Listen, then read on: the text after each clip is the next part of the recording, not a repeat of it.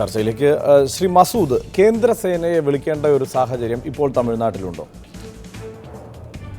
ഒന്നാമതൊരു പ്രത്യേക സാഹചര്യത്തിലാണ് തമിഴ്നാട് രാഷ്ട്രീയം കടന്നുപോയിക്കൊണ്ടിരിക്കുന്നത്.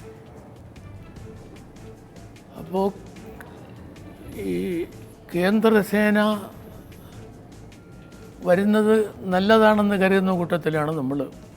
കാരണം ശശികലയും പന്നീർസെൽവവും തമ്മിലുള്ള യുദ്ധം അത് എവിടെ ചെന്ന് അവസാനിക്കും എന്നുള്ളതിനെക്കുറിച്ച് ഒരു നിശ്ചയവും തമിഴ്നാട്ടിലെ ജനങ്ങൾക്കില്ല. അപ്പോൾ ക്രമസമാധാന നില അപകടത്തിലായാൽ അത് സ്റ്റേറ്റ് പോലീസിനെ കൊണ്ട് തടയാൻ സാധിച്ചില്ലെങ്കിൽ കേന്ദ്ര സേന വരുന്നതാണ് നല്ലത്. തീർച്ചയായും. താങ്കൾ AIADMKയുടെ കേന്ദ്ര കമ്മിറ്റി അംഗമാണ്, വളരെ മുതിർന്ന നേതാവാണ്.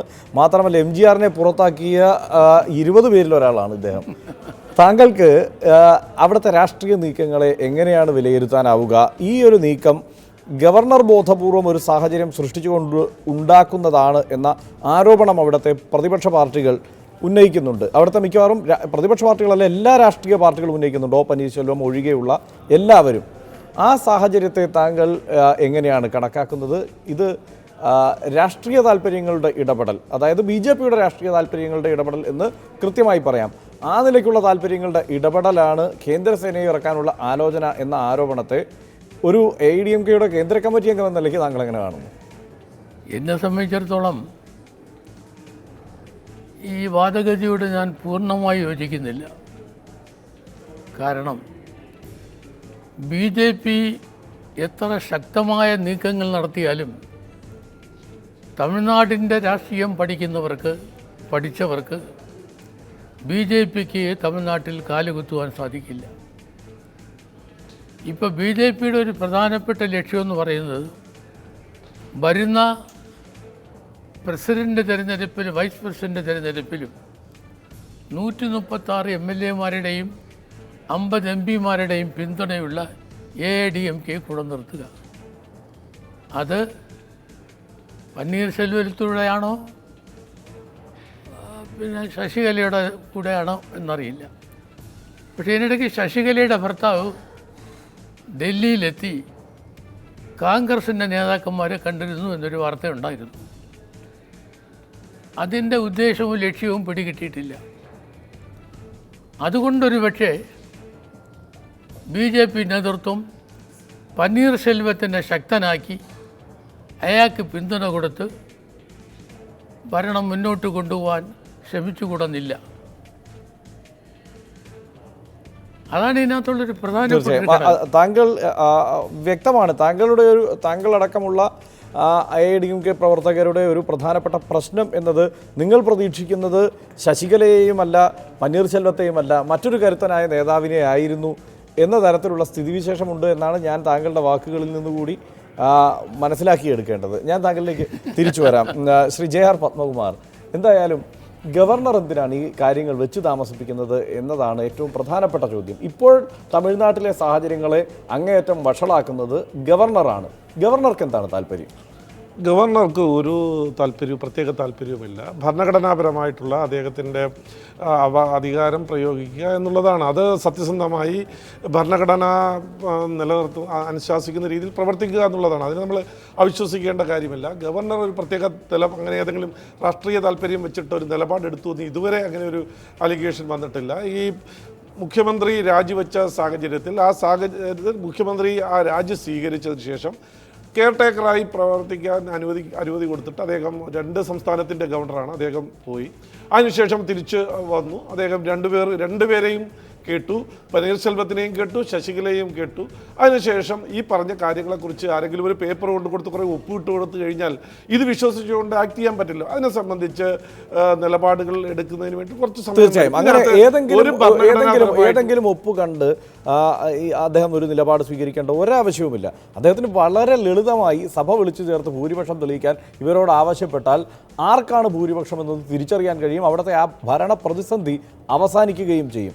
അവിടെ ഗവർണറെ ആരും കുഴപ്പം പറയുന്നില്ലെങ്കിലും കേന്ദ്രത്തിൻ്റെ ഇടപെടലിനെ കുഴപ്പം പറയുന്നുണ്ട്. അതാണ് പ്രശ്നം. അല്ലല്ല, അങ്ങനെ ഒരു ഭരണഘടന അനുസൃതമായി ഇത്തരത്തിലൊരു ടൈം ഫ്രെയിം വർക്കൊന്നുമില്ല. നമ്മുടെ ഒരുപാട് ചരിത്രം നേരത്തെ നമുക്ക് പരിശോധിച്ച് നോക്കിയാൽ അറിയാം. അങ്ങനെ ഇത്രാം തീയതിക്കകത്ത് തന്നെ സത്യപ്രതിജ്ഞ നടത്തണം എന്നുള്ളൊരു ഇതില്ല. ഇപ്പോൾ ഒരു കെയർ ടേക്കർ ഗവൺമെൻറ്റാണ്. അവിടെ ഒരു ഭരണഘടനാ പ്രതിസന്ധിയുമില്ല. അവരൊരു ലോ ആൻഡ് ഓർഡർ പ്രശ്നം ഇതുവരെ ഉണ്ടായിട്ടില്ല.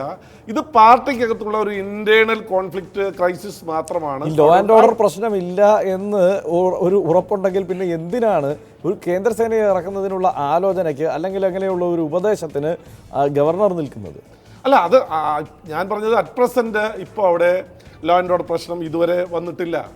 അവിടെ ഭരണഘടന മറ്റ് ക്രൈസിസ് ഒന്നുമില്ല.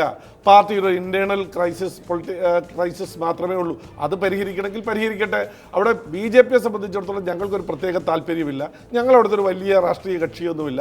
മറ്റ് ചില സംസ്ഥാനങ്ങളിലുണ്ടായ പ്രശ്നം പോലെ നാളെ ഞങ്ങൾ ഉടനെ തന്നെ ഈ പ്രശ്നത്തിൽ കൈകാര്യം ചെയ്താൽ നാളെ അധികാരത്തിൽ വരാൻ പോകുന്നില്ല. ഞങ്ങൾ കേന്ദ്രം ഭരിക്കുന്ന ഒരു പാർട്ടി എന്നുള്ളതിൽ അല്ലെങ്കിൽ അവിടുത്തെ ഒരു പ്രതിപക്ഷ പാർട്ടി എന്നുള്ളതിൽ അവിടുത്തെ രാഷ്ട്രീയ രംഗത്തുള്ള ഈ പ്രശ്നങ്ങൾ സസൂക്ഷ്മം വീക്ഷിക്കും. എന്നിട്ട് ഭാരതീയ ജനതാ പാർട്ടിക്ക് ഞങ്ങൾക്ക് പ്രയോജനപ്പെടുത്താൻ കഴിയുന്ന കാര്യങ്ങൾ ഞങ്ങൾ പ്രയോജനപ്പെടുത്തും. അത് ഒരു പാർട്ടി എന്നുള്ള നിലയിൽ ജനാധിപത്യ രീതിയിൽ ഞങ്ങൾ പ്രയോജനപ്പെടുത്തും. അതല്ലാതെ പാർട്ടി എന്നുള്ള നിലയിൽ പ്രയോജനപ്പെടുത്താൻ കഴിയുന്ന സാഹചര്യം പ്രയോജനപ്പെടുത്തും. അങ്ങനെ ഒരു സാഹചര്യമാണ് ഇത് എന്നത് കൂടിയാണ് വാസ്തവം. അത് തെറ്റിദ്ധരിപ്പിക്കുന്നതാണ്. ഈ ഗവർണറെ സംബന്ധിച്ചിടത്തോളം ഇതുവരെ അദ്ദേഹത്തിന്റെ നിഷ്പക്ഷതയെ ചോദ്യം ചെയ്യുന്ന ഒരു നിലപാടും അവിടെ ഉണ്ടായിട്ടില്ല. തീർച്ചയായും വ്യക്തമാണ്. ഞാൻ തിരിച്ചു വരാം താങ്കളിലേക്ക്. ശ്രീ ടോം വടക്കൻ, 2-3 കാര്യങ്ങളാണ്. അവിടെ ഈ MLA-മാരെ തടങ്കലിൽ വെച്ചിരിക്കുന്നു എന്ന പരാതി ഉയരുന്നു. ആ പരാതിയുടെ അടിസ്ഥാനത്തിൽ അത് ഒ പനീർശെൽവം തന്നെ അതൊരു പരാതിയായി ഉന്നയിക്കുന്ന ഒരു സാഹചര്യമുണ്ട്.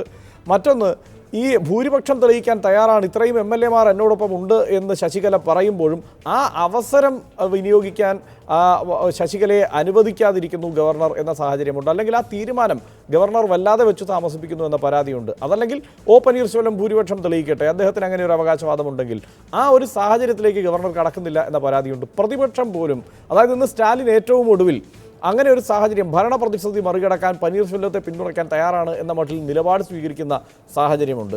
അത് ഈ പറഞ്ഞതുപോലെ ഒരു കേന്ദ്ര ഇടപെടൽ ഭയക്കുന്നു എന്നത് സ്റ്റാലിൻ്റെ ഇന്നത്തെ നിലപാടിൽ നിന്ന് വ്യക്തമാണ്. ഇതിൻ്റെ എല്ലാം കാരണം ഗവർണറുടെ നിലപാടാണ് എന്നതാണ് ആരോപിക്കപ്പെടുന്നത്. അതിന് പിന്നിൽ BJPയുടെ താല്പര്യങ്ങളാണ് എന്നും. ആ സാഹചര്യത്തെ എങ്ങനെയാണ് താങ്കൾ കാണുന്നത്?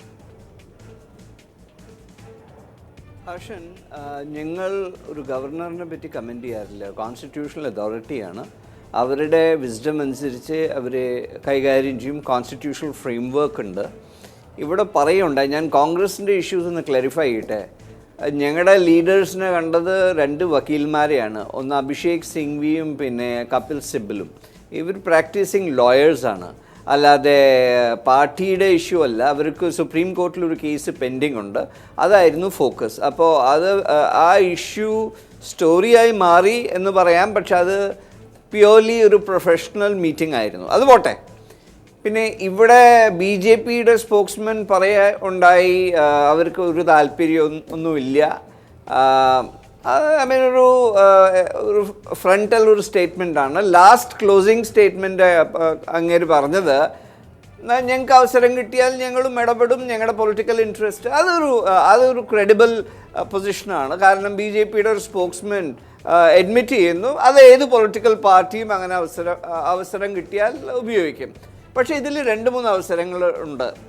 AIDMKയുടെ റെപ്രസെൻറ്റേറ്റീവ് ഇവിടെ പറയുന്നു, ഒന്ന് പ്രസിഡൻഷ്യൽ എലക്ഷനും വൈസ് പ്രസിഡൻഷ്യൽ എലക്ഷനും നോക്കിയിട്ടുള്ള ഒരു പരിപാടിയാണ്. പിന്നെ രാജ്യസഭയിലെ മെജോറിറ്റി. ഇന്നത്തെ ബേസിക് പ്രോബ്ലം എന്താണെന്ന് വെച്ചാൽ ഇവർക്ക് ഉത്തർപ്രദേശ് ഇലക്ഷനും അതുപോലെ പഞ്ചാബും പല സ്റ്റേറ്റുകളിലും തിരിച്ചടി സംഭവിക്കാനുള്ള സാധ്യതയുണ്ട്. അങ്ങനത്തെ ഒരു സിറ്റുവേഷനിൽ തമിഴ്നാട്ടിനെ ഒന്ന് കലക്കി മറിച്ചാൽ ഒരു പ്രസിഡൻഷ്യൽ സിസ്റ്റം, പ്രസിഡൻസ് റൂൾ കൊണ്ടുവന്നാൽ ഒരു പക്ഷേ അവർക്ക് മാനിപ്പുലേറ്റ് ചെയ്യാം. ഇതാണ് ബേസിക് ലോജിക്. പക്ഷെ ഞാനൊരു കാര്യം പറയട്ടെ എൻ്റെ സുഹൃത്തിനോട്, ബി ജെ പിയിലുള്ള സുഹൃത്തിനോട്. ഇത് തമിഴ് പ്രൈഡിൻ്റെ ഇഷ്യൂ ആണ്. ഇതിൽ കലക്കി മറച്ചാൽ ഇത് തിരിച്ചടിക്കും. തമിഴ് പ്രൈഡിനോട് മാനിപ്പുലേറ്റ് എപ്പോൾ ചെയ്തിട്ടുണ്ടോ സെൻട്രൽ ഗവൺമെൻറ്, അവിടെ തിരിച്ചടി സംഭവിക്കാൻ സാധ്യതയുണ്ട്. ഇവിടെ സെൻട്രൽ ഫോഴ്സസിനെ പറ്റി പറഞ്ഞു. ഇത് ക്ലിയർലി ഇൻഡിക്കേറ്റ് ചെയ്യുകയാണ് സ്റ്റേറ്റ് പോലീസിൽ ഇവർക്ക് വിശ്വാസവും ഇല്ല. അപ്പോൾ അത് ഒരു ഡൽഹിയുടെ ഇൻട്രസ്റ്റാണ് ഇവിടെ ഇവരെ കൺട്രോൾ ചെയ്യാൻ വേണ്ടി സെൻട്രൽ ഫോഴ്സസിന് ഇറക്കുന്നത്. അല്ലെങ്കിൽ ഇത്ര പ്രശ്നങ്ങളൊക്കെ ഉണ്ടായിട്ടും മറീന ബീച്ചിലെ ഇൻസിഡൻറ്റും സെൻട്രൽ ഫോഴ്സസിൻ്റെ ഒരു ആവശ്യം കണ്ടിട്ടില്ല. അതുകൊണ്ടാണ് ശ്രീ ടോം വടക്കൻ ഞാൻ ചോദിച്ചത്, ആ താല്പര്യങ്ങൾ നടപ്പാക്കുകയാണോ ഗവർണർ എന്ന്. കാരണം ഇത്രയും വലിയ സംഭവങ്ങൾ ഉണ്ടായപ്പോൾ ഗവർണർക്ക് ഈ നിലയ്ക്ക് ഒരു ഉപദേശം സർക്കാരിന് കൊടുക്കാൻ തോന്നിയിട്ടില്ല. മറ്റൊന്ന്, ഈ വിഷയത്തിൽ തമിഴ്നാട്ടിൽ വളരെ നിർണായകമായ ഈ രാഷ്ട്രീയ മാറ്റം നടക്കുന്നു. ഈ വിഷയങ്ങളിൽ തീരുമാനമെടുക്കേണ്ടതുണ്ട്. ഗവർണറാണെങ്കിൽ മെല്ലെപ്പോക്ക് സമീപനത്തിലാണ്. അതുകൊണ്ടാണ് ഗവർണറാണോ ആത്യന്തികമായി അവിടുത്തെ പ്രശ്നങ്ങളെ ഇപ്പോൾ ഇത്രയും വഷളാക്കിക്കൊണ്ടിരിക്കുന്നത്? ഹർഷൻ, പൊളിറ്റിക്കൽ ആക്ഷൻ എടുക്കാതെ നമുക്കൊന്നും പറയാൻ നിവൃത്തിയില്ലല്ലോ.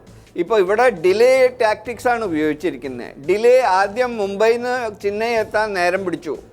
ഇത്ര വലിയൊരു സിറ്റുവേഷൻ അവിടെ സംഭവിച്ചു കഴിഞ്ഞാൽ presence of the governor was important and vital. അതൊന്നും ഇല്ലാതെ ഡിലേ ചെയ്തു. അത് കഴിഞ്ഞിട്ടിപ്പോൾ ജുഡീഷ്യൽ വ്യൂസ് എടുക്കാൻ പോവുകയാണ്. അപ്പോൾ അങ്ങനത്തെ ഒരു സാഹചര്യമാണ് ഇമേർജ് ചെയ്യുന്നത്. അപ്പോൾ ഒരു ഗോ സ്ലോ അപ്രോച്ചാണ് ഗവർണറിൻ്റെ ഇതുവരെ കണ്ടിരിക്കുന്ന കാഴ്ചപ്പാട്. എങ്കിലും ഒരു ആക്ടിവിറ്റി മൂവ്മെന്റിലേക്ക് വരട്ടെ ഗവർണർ. തീർച്ചയായും അതിനുശേഷമായിരിക്കും ആ കാര്യത്തിൽ അതിലൊരു ആരോപണത്തിന്റെ സ്വഭാവം ഉത്തരവാദിത്വമുള്ള ഒരു രാഷ്ട്രീയ പാർട്ടി എന്ന നിലയ്ക്ക് കോൺഗ്രസിന് ഉന്നയിക്കണമെങ്കിൽ അതിന്റെ ഒരു നടപടിയിലേക്ക് വരണം. ഞാൻ താങ്കളിലേക്ക് തിരിച്ചു വരാം, ശ്രീ പ്രേംശങ്കറിലേക്ക്. ശ്രീ പ്രേംശങ്കർ, പനീർശെൽവത്തിന്റെ മനംമാറ്റത്തിനനുസരിച്ച് ചാഞ്ചാടേണ്ടതാണോ ഗവർണറുടെ നിലപാടുകൾ? ആ നിലയ്ക്കാണ് ഇതുവരെ കാണുന്നത്. അവിടുത്തെ തമിഴ്നാട്ടിൽ നടക്കുന്ന രാഷ്ട്രീയ സാഹചര്യങ്ങളെ ഗവർണർ വെച്ച് താമസിപ്പിച്ചുകൊണ്ട് ഒരു കുഴപ്പം പിടിച്ച അവസ്ഥയിലേക്ക് എത്തിക്കുന്നു. അങ്ങനെ BJPക്ക് നേട്ടമുണ്ടാകാവുന്ന ഒരു സാഹചര്യം അവർ പ്രതീക്ഷിക്കുകയും ചെയ്യുന്നു എന്നതാണോ ഇപ്പോൾ അവസ്ഥ?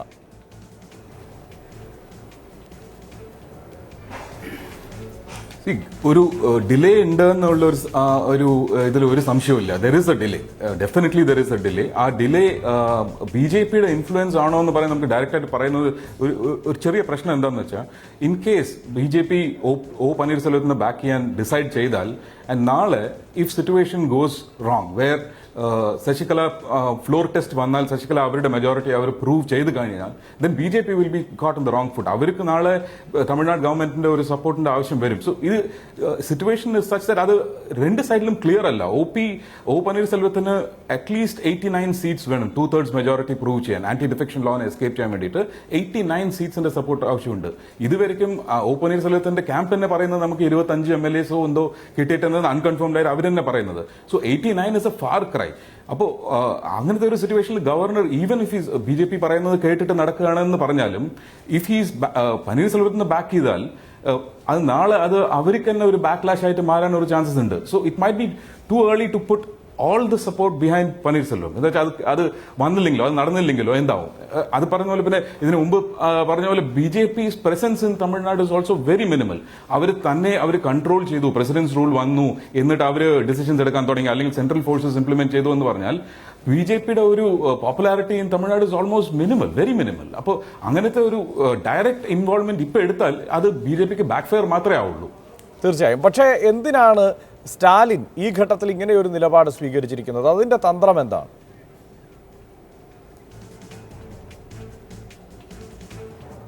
DMK ഒരു വെയിറ്റ് ആൻഡ് വാച്ച് അപ്രോച്ച് ആയിരുന്നു ഇത്രയും ദിവസം.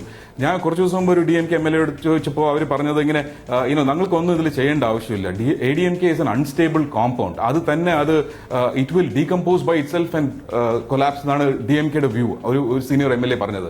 അപ്പോൾ അത് തന്നെ നടന്നുകൊണ്ടിരിക്കുന്നത്. ഇപ്പോൾ ADMK ഇസ് കൊലാപ്സിങ്. അപ്പോൾ DMK ഇപ്പോൾ ഇരിക്കുന്ന റോൾ വെയിറ്റ് ആൻഡ് വാച്ച് എന്ന് പറഞ്ഞ ഒരു റോളാണ്. പക്ഷെ അത് നടന്നുകൊണ്ടിരിക്കുമ്പോൾ സ്റ്റാലിൻ